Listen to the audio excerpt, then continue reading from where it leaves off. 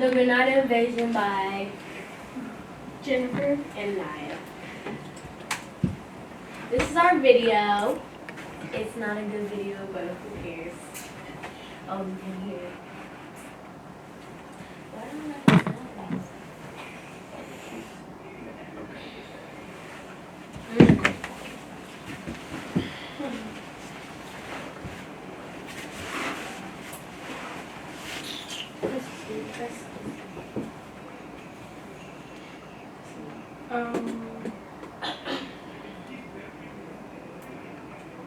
Yeah, the sound just don't work.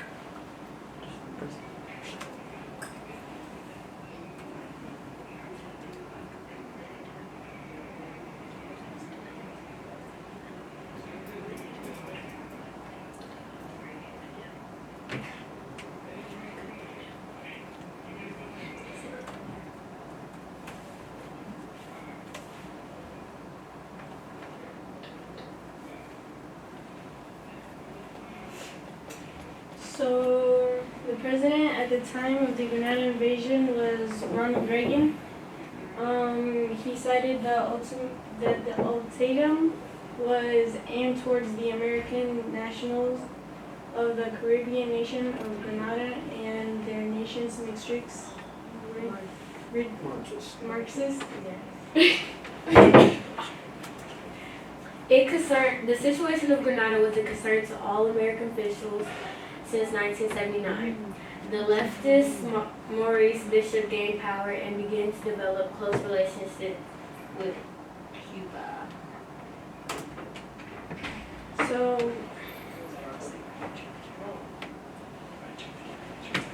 one of our quotes is, "We can invade everyone from Grenada to Afghanistan, but if anyone spills a drop of our blood, it's terrorism." Marxist 1983. There was another Marxist in 1983. Bernard Cord had Marxist Bishop assassinated and lost his control of the government. Protesters go together with their new government and violence escalated. So a war leader is Hudson Austin, and the important commander were Fidel Castro and Pedro Tortolo. The political leader was Ronald Reagan, and the important commanders were Joseph Metcalf and Norman, how do you say that? Schwarzkopf and Edward Charbaum. So the battles was the Operation of Virgin Fury, and it started on October 25th, 1983, and it ended in December 15, 1983. How many U.S. troops Ronald Reagan sent? The U.S. citizens were in danger, and President Ronald Reagan had sent 2,000 U.S. troops to the island, where they found themselves facing opposition from the Grenada armed forces and groups of Cuban military engineers to repair and expand the island's airport. Another one of our quotes is, it is no coincidence that when the thugs tried to wrest control over Grenada, there were 30 Soviet advisors and hundreds of Cuban military and paramilitary forces on the island. What were some of the impacts? One of the impacts were on citizens of the USA. It was the United States invasion, and it also led by the United States. Another impact was on culture. They called October 25th, the day that invaded, as Thanksgiving Day. And another impact was it impacted relationships between the U.S., Great Britain, and Soviet Union. So what they felt during the invasion, so Grenada felt confused, worried, hate, disguised. The U.S. felt suspicious, mad, stressed, and betrayed. What they felt after invasion, Grenada felt safe, relieved, unrestricted, and pleased. The U.S. felt like they could run the country by themselves, and they felt powerful, indifference, and pleased also. So the cause of the invasion, a threat was posed to American nationals on the Caribbean nation of Grenada by the Nationals pro-Marxist regime. And on the day, October 25th, 1983, President Ronald Reagan ordered U.S. forces to invade the island and to secure their safety. The United States invaded Grenada. The effect on the invasion, Grenada became enemies with the United States, increased 20% of its tourism, and island's economy is still shaky. So the role of the Americans, President Ronald Reagan had sent the American soldiers to invade Grenada and protect the Americans that were there. The role of American government. The United States made up political relations with Grenada. They were trying to make independence between Grenada and the U.S., try to dissolve communism to reach superiority. And that's, no one can talk for himself. Oh yeah, that's a picture of our family. All of us. Yeah.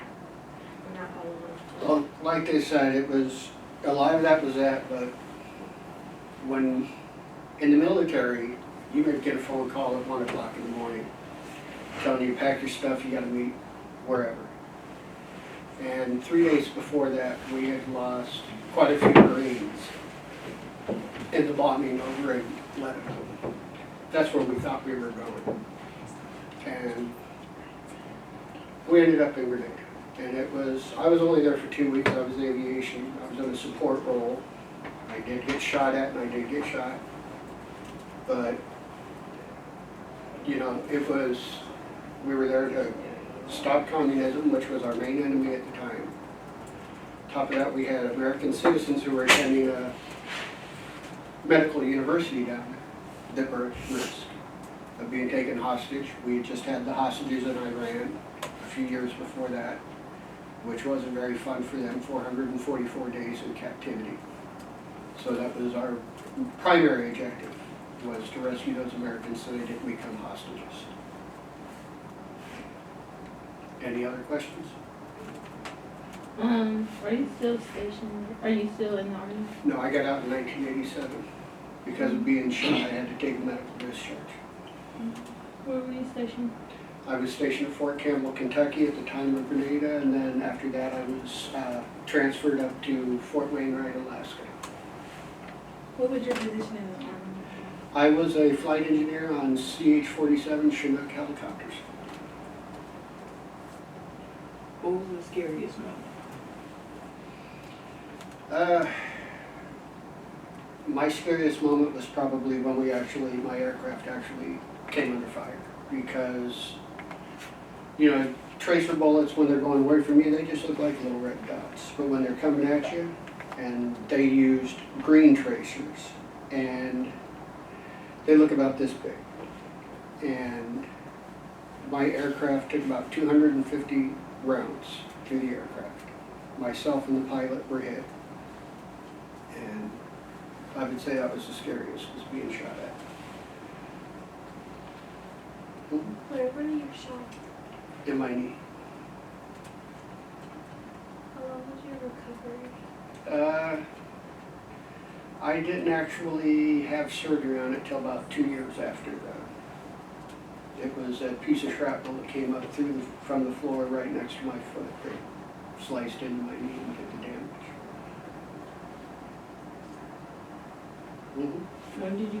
What year were you deployed? It was October 1983. We actually got the call the day after the bombing of the embassy, the Marine barracks in Lebanon. And that's where we thought we were going, and found out October 25th what we were doing.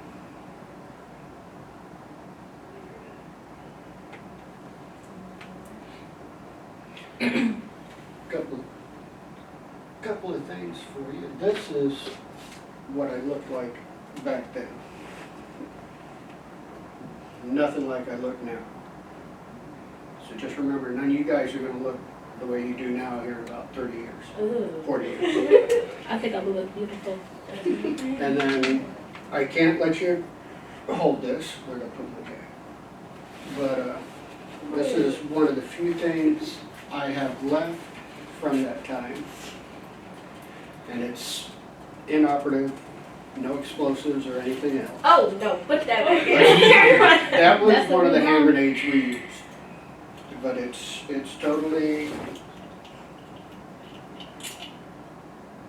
nothing in it. Can't hurt you, it's just, Maybe J. Robinson, he didn't bring it together. but you probably know, but anytime you see blue on any kind of military equipment like this, it's training only, So non-lethal. that's a Oh, dummy so for it's me. nothing. Yeah, this is dummy for practice. Learn how to throw and Should we everything put else.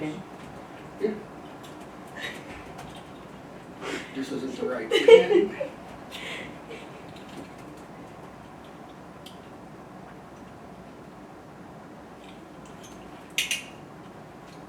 See it? Just comes right apart. Usually, right there is where your striker would be, spring-loaded striker that would hit that and then light the fuse.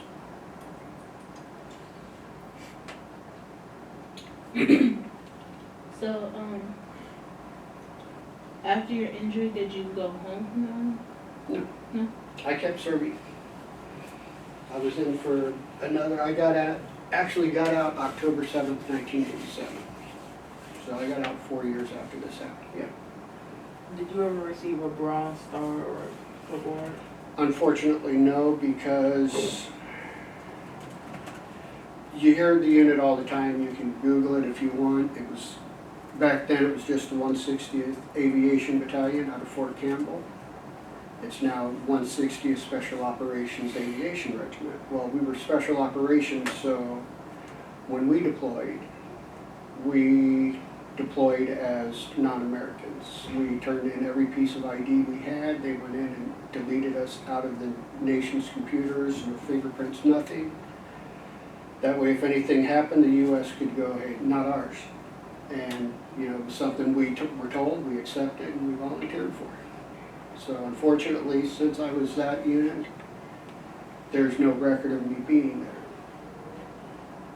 But doesn't bother me. So wait, when you went to the hospital, when you were discharged and had to go to the hospital, that you didn't have any medical history? Yeah, I have medical history, but what happened with my knee was classified as a training accident. How long were you, like, the time, like, were you there for 6 hours, 7 hours, like, how long were you there today? What's that? How long were you there, like, in the, Well, I was there for almost 2 weeks, and we flew about 14-hour days. 14. Okay, last question, and it's a weird one. But is the war anything like Call of Duty makes it seem? It's, You know what color? what I experienced, now I've heard other things from other veterans of other conflicts, especially over in Iraq and Afghanistan. The media kind of dumbs it down. Some of the stuff they've gone through and everything else is actually worse than anything we've seen in the movies. But what I experienced versus the popular movie about what happened there, which was Heartbreak Ridge with Clint Eastwood, it wasn't anything as cheesy or corny as that.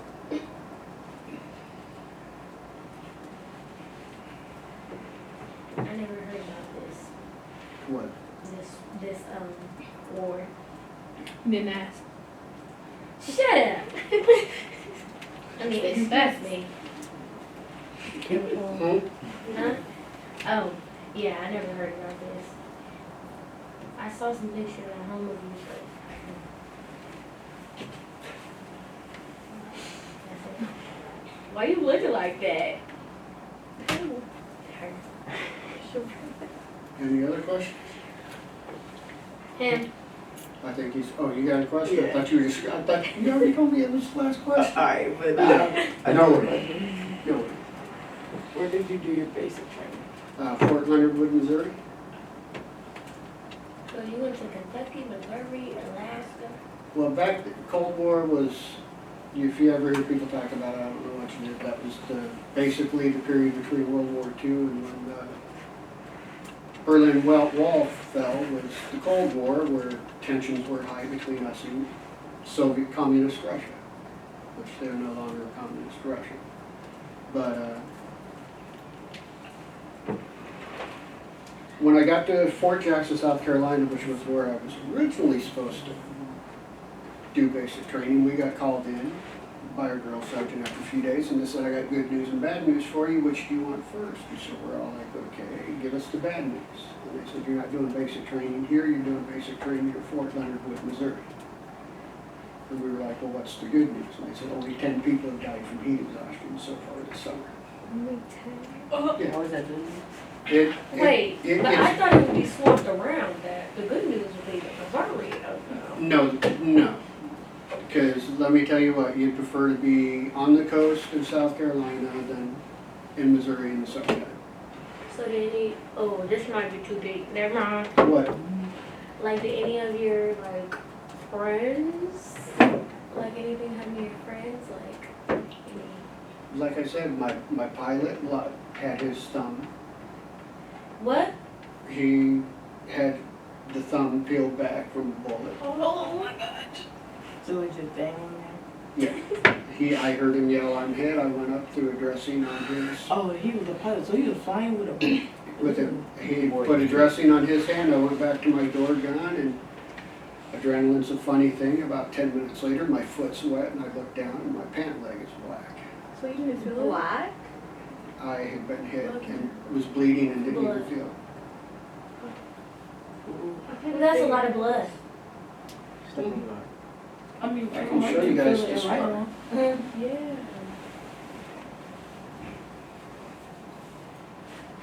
Go in the back. Right there.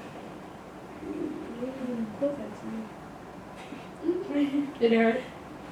Like I said, I didn't feel it. Your adrenaline in that situation, She asked me the taxi word. you don't feel anything. So when your tattoo, like when you got it done, you didn't feel it like up in here, you didn't have any pain? No. I've got tattoos on my spine. Those you don't ever want to do. Dang, that's what I was hoping to get. I wanted to get a Chinese. That's what I have, the Chinese symbols for God, country, and family on my back. Down my spine. That's nice. But Not the word. that needle hit, my leg was twitching the whole time. So it didn't like affect the tattoo at all? Mm-mm. You had good tattoo artists. Mhm. Any other questions? I have two questions for you. Alright. Do you guys have any like data or statistics in there? Oh, yeah. Any- That's because we talked to J Rock about this already. Oh yeah, Because this word was known, but like nobody really knew about it. So this is new to us. So we had to like, yeah. And you said we might have. He said we would have a lot of things. Yeah.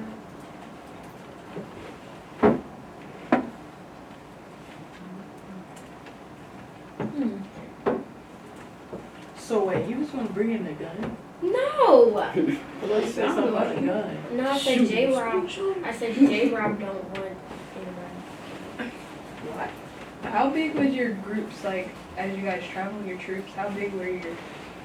It depended on the mission. We didn't always deploy. Usually about half of the company would deploy, so you had 4 crew members plus an additional probably 15 to 20, up to 40 support personnel, mechanics, refuelers, radio technicians, hydraulic systems technicians that would deploy with you in case anything, but usually half your aircraft, so That's my sister. probably about 100 people. But we actually they actually have seen deployments where, you know, just a couple of helicopters and crews have deployed. They were supported by other units and branches of the military, and they've had whole Now you have whole units, all 250, 300 people in the unit deployed.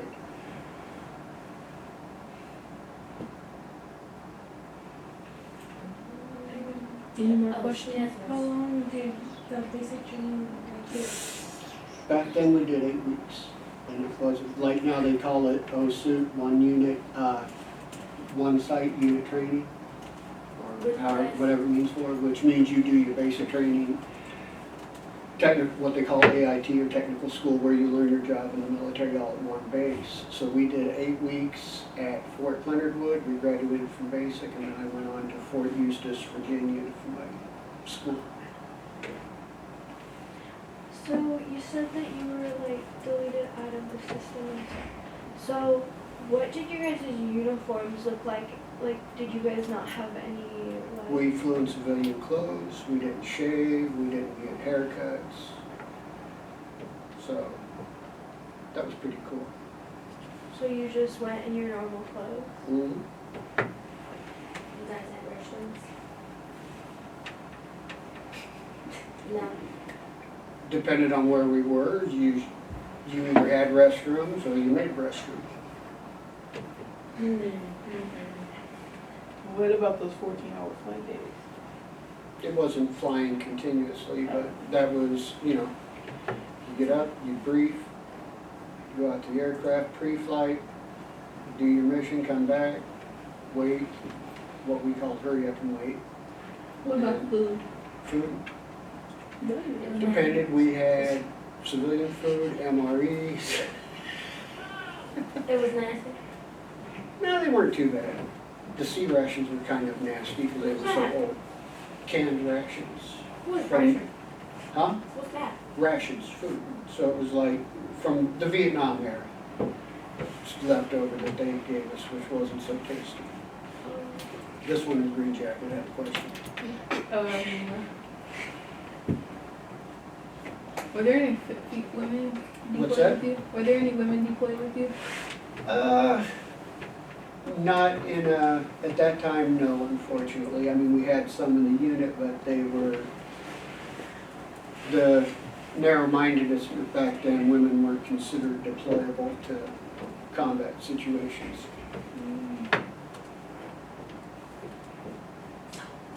Interesting. What? How young were you? Well, I was 19 when Grenada kicked off, and by the time we left, I was 20. Okay, so you said he was flying with the how long was it before you guys actually landed? Probably just a few hours. We jumped, did little jump flights from island to island to pre-stage, and then went into there. And it wasn't just the U.S. We were actually, there were Jamaican military troops in on it. Great Britain wasn't in on it. Matter of fact, Great Britain didn't like the fact that the U.S. had done that. But there were more than just U.S. troops. Like, what were some of the things you guys got trained? Like, I know you was talking about that earlier on. We did aerial gunnery training all the time, where we'd actually have machine guns on either side of the helicopter shooting out the windows to provide cover. Some of the training I had was air assault training, where you learn to rappel out of helicopters, fast rope out of helicopters. I had, at that time, it was a very real threat, so I had nuclear, biological, and radioactive training for chemical, nuclear, biological attack. When you were in the air, like, when you guys had to fly down, wherever you guys did fly, did your ears ever pop? Yeah. It hurt. How do it feel to have your ears popped? I never had my ears popped. You haven't? You've when you're- never been on a plane or I up a have, mountain but road? like I've always had something to chew. Uh, So just feel like a little in your ears and just a little bit of pressure relief. It hurts. I don't do guns. Does mommy know this story? Hmm? Does mommy know all this story? Mommy. That's my mom's husband. Oh. Oh, for real? Yes. I mean, she didn't introduce me. Oh, Right. yeah, So, this is my mom's husband, okay? I'm Ania's stepdad. Yeah, that's. For right now, stepdad. Huh? For now. What? Do you know what we talked about? And it's gonna be happening soon. Oh, yeah. I